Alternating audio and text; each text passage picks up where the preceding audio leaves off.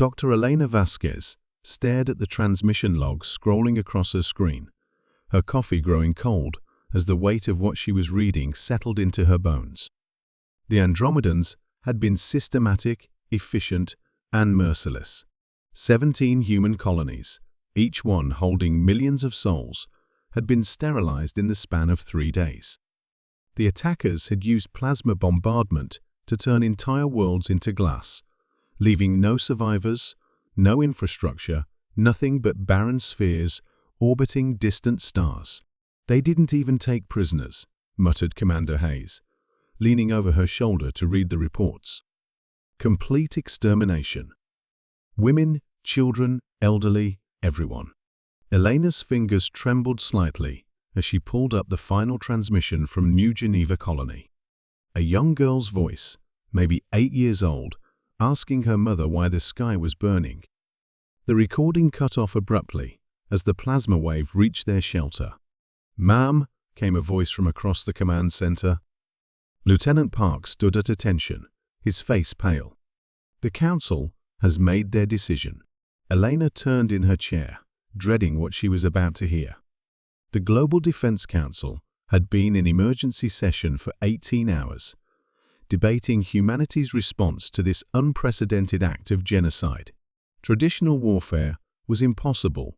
The Andromedans possessed technology centuries ahead of Earth's capabilities. Their ships could travel faster than light, their weapons could crack planets, and their numbers were estimated in the trillions. What did they decide? Elena asked, though part of her already knew. "Project Prometheus has been approved," Park said quietly. "Full deployment." The room fell silent, except for the hum of computers and the distant thrum of the space station's life support systems. Elena felt her stomach drop. Project Prometheus, the theoretical weapon that their xenobiology team had been developing in absolute secrecy for the past 5 years. She had hoped it would never be used.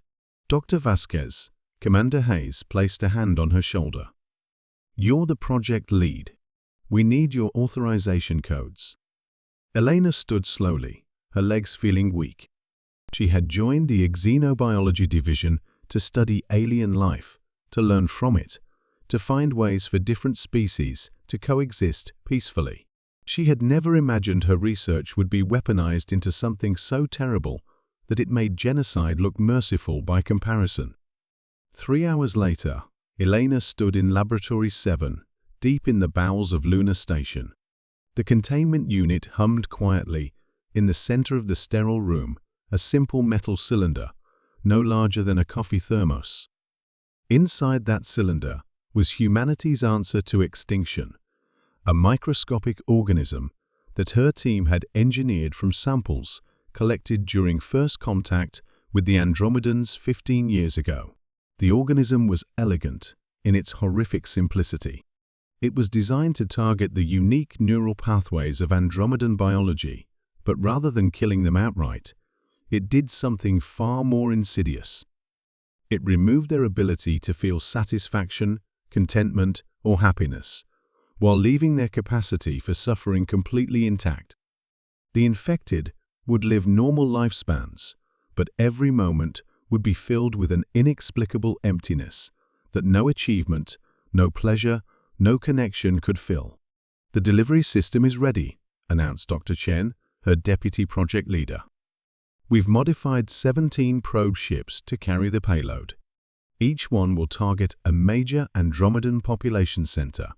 Elena nodded, her throat too tight to speak. The probes would spread the organism through atmospheric release, ensuring maximum exposure. Within weeks, billions of Andromedans would be infected. Within months, their entire civilization would be consumed by an unshakable despair that would persist for generations. "Ma'am," Dr. Chen continued gently, "the mathematical models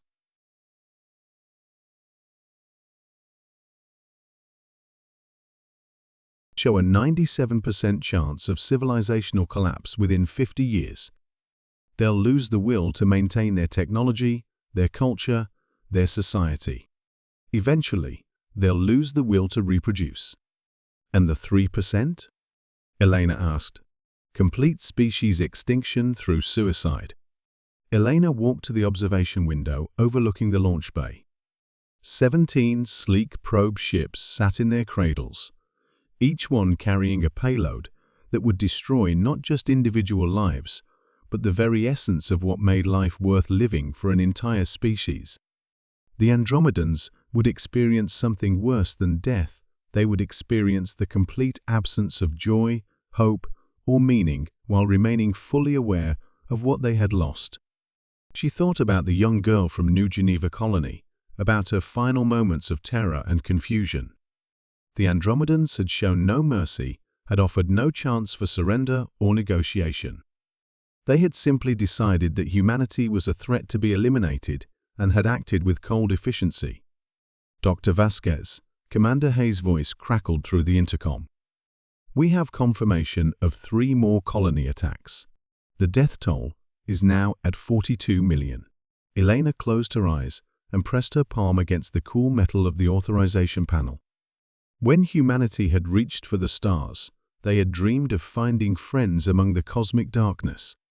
Instead, they had found predators who viewed sapient life as something to be catalogued and eliminated. Launch authorization confirmed, she said, her voice steady despite the tears streaming down her face. Execute Project Prometheus. The probe ships departed silently, their drives barely visible, as points of blue light disappearing into the vast darkness between stars. In 3 weeks, they would reach their targets. In 3 months, an entire civilization would discover that there were fates worse than extinction.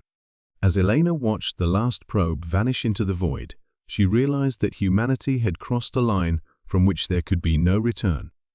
They had chosen to answer genocide not with war, but with the systematic destruction of hope itself. History would judge whether they had saved their species or lost their souls in the process. The universe suddenly felt much colder and infinitely more cruel.